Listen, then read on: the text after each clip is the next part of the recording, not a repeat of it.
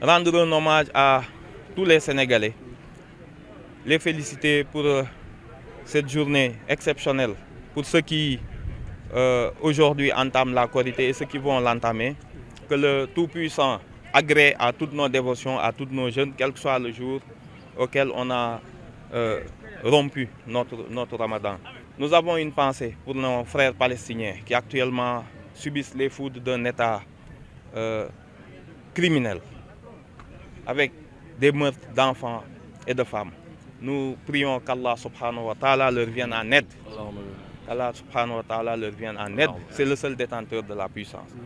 Nous souhaitons que le président Bassirou Diomaye et son président Ousmane Sonko, le gouvernement et l'ensemble des Sénégalais puissent réussir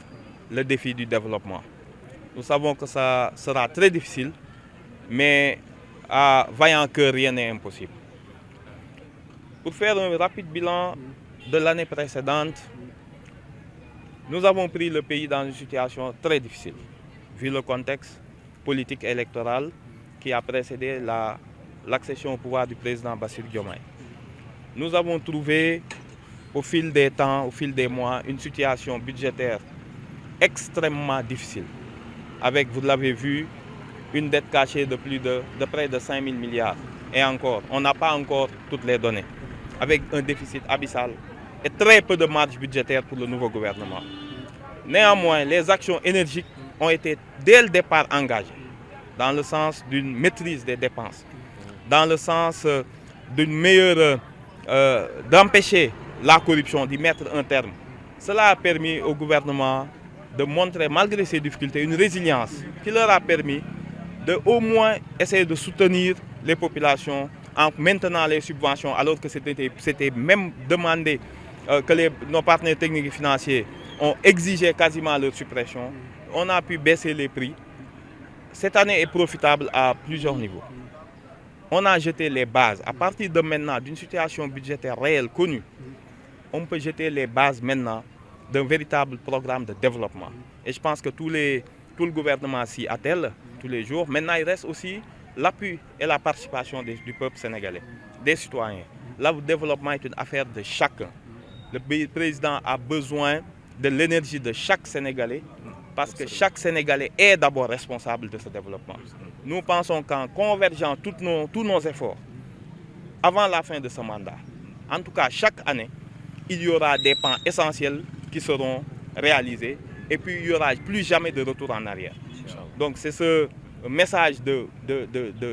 d'espérance et d'espoir qu'on veut transmettre, que oui, la première année était difficile, mais de toute façon, chaque année, les difficultés vont s'amoindrir, vont s'estomper jusqu'à la fin du mandat. Nous espérons tous, Inch'Allah, atteindre le plein développement. Man la Amadou Ba, nek député bu Thiès, di ziar ñëpp ñi nga xamante ni wari nañ tey di ñaan yàlla nangul ñëpp ñi wari ak ñi wariwul lépp yàlla def ko ay yiw sotti ko ci biir réew mi di baalu ak ñëpp di baal ak ñëpp di ñaan yàlla jàppale président de la République Bassirou Diomaye Faye premier ministre Ousmane Sonko ak seen gouvernement ak ñëpp ñi nga xam ne ñu ngi ci réew mi te bu ñu xëyee benn yitte rek la ñu am mooy situation dëkk bi soppeeku positivement population yi njàqare ak métit yi ñuy dund wàññeeku. ñu ngi profité aussi ci occasion bi di ñaanal yàlla umma bi yëpp di fàttaliku am une pensée ci waa Palestine métit ak naqar yi nga xam ne ñu ngi koy dund ci barke weeru koor wi ak bisu korité bi yàlla teggil leen ko mu nekk ay métit yu méttee métti waaye ñaan na leen yàlla may résilience ba pare yàlla teggil leen aar leen sàmm leen di ñaanal yàlla àddina bi yëpp yàlla def ci jàmm. waaw alhamdulilah dañuy sant yàlla bu baax a baax ndaxte xëy na daaw ci heure bii la ñu jëloon nguur gi mu nekkoon période bu bëri ay incertitude yoo xam ni xamuñu woon ban situation lañ fi fekk waaye yàlla ci baaxam kattanal na président Bassirou Diomaye ak premier ministre Ousmane Sonko gouvernement am ba ñu jàll première année bi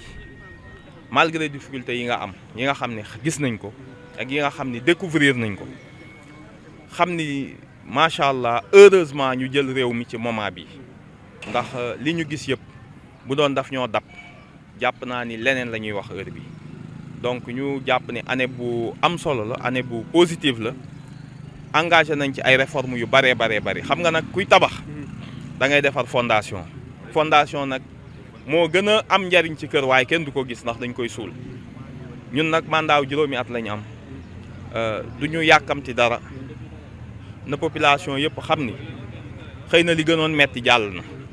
am na nag effort yu bëri ndax am réew du gouvernement rek moo koy tabax population yi dañ cee war a ànd ku ne da nga cee am responsabilité ndax gis nañ ni bu mbiri yàqoo ñëpp ñoo koy fayandoo ñëpp ñoo koy yëgandoo donc ñun ñëpp aussi ñoo war a booloo nekk benn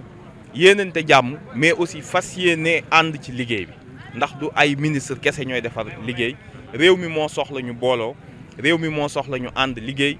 li nga xam ni nag moo am solo mooy à partir d'aujourd'hui ñëpp xam nañ ni jubal jubbanti la ñu woote maanaam kenn dootul yàq kenn dootul salfaañi alalu réew mi population yi bu ñu ko xamee noonu ñoom it dinañ jàppale gouvernement bi ci loolu di wax ni rek metti na ñëpp xam nañ ko yàkkamti yi bari na mbébét yi bari na waaye ku xam fi ñu jóge lii ñu fi fekk te rapport yeeg yëpp wane ko malgré tout tooguñu fi rek di ko jàmbat naan lii lañ fi fekk lii lañ fi fekk ministère boo ci gis directeur général boo ci gis président ak premier ministre li ñu la sas mooy bul xool li fa passé li fi amoon na nga ko jël nag en compte waaye da nga fas yéene indil ko ay saafara jàpp nañ ni at bu nekk mettit ak naqari ak jàqare yi sénégalais yi doon dund di lu bëree bëri dina ci wàññeeku ba nga xam ne bu ñuy pare mandat bi incha allah dinañ tegu ci direction boo xam ne dootuñu delloo ci ginnaaw